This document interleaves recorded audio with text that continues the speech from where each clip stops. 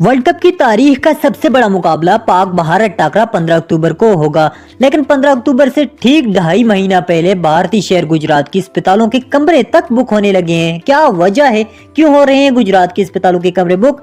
असल हकायक हम आपके सामने लेके आए हैं। असल वजह जो है वो होटलों के किराए हैं।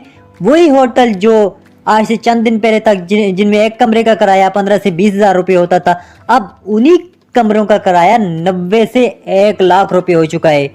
और अगर आपके पास 90 से 1 लाख रुपया है और आप चाहते हैं आप वो कमरा बुक करें, फिर भी आपको कमरा नहीं मिल रहा, क्योंकि कमरे जो हैं वो ऑलरेडी पहले ही बुक हो चुके हैं।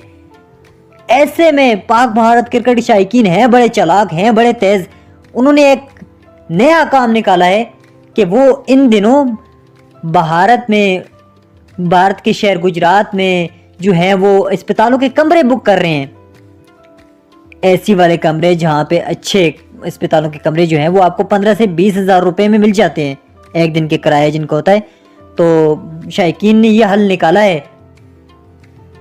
एक बहुत बड़ा रेवेन्यू भारतीय हुकूमत इस वर्ल्ड कप की इस मैच से कमाएगा। देखते हैं ये मैच कौन जीतता है, ये तो टाइम ही बताएगा।